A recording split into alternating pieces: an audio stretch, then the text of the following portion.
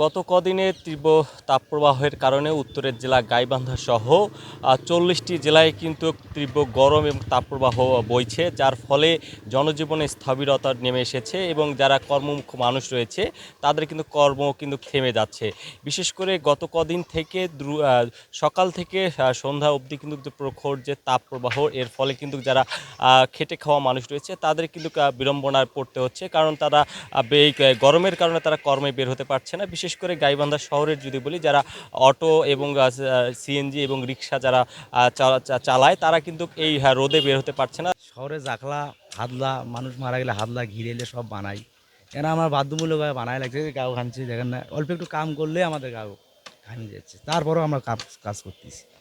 আপনার তারা যেমনটি বলছে যে বিশেষ করে গত কয়েকদিনের এই তাপপ্রবাহর কারণে জনজীবনে কিন্তু বিশেষ করে যারা কর্ম করে, যারা বিশেষ করে নিম্ন মধ্যবিত্ত যারা, তাদের উপর কিন্তু কর্মের উপর একটা প্রভাব পড়েছে। যে গরমের মধ্যে বের হয়েছেন, যাত্রী কি পাচ্ছেন? চাকরি মোটামুটি পাচ্ছি, কিন্তু গরমের যন্ত্রণায় খুব খারাপ অবস্থা। জি।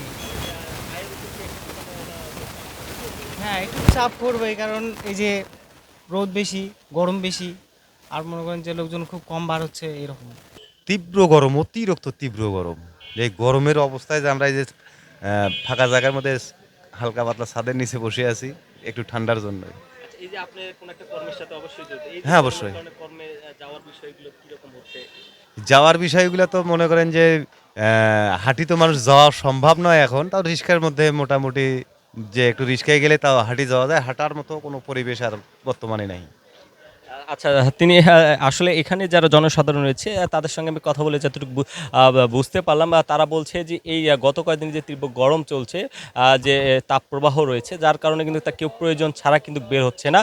আর আর যদিও প্রয়োজনের তাগিদে বের হচ্ছে, সেই রকম কিন্তু যানবাহন একটু সংকট দেখা দিয়েছে। বিশেষ করে যারা যানবাহন চালক রয়েছে তারাও কিন্তু একটু আগে আমাদেরকে জানিয়েছে যে গরমের কারণে তারাও তাদের যানবাহন নিয়ে বের হতে পারছে না।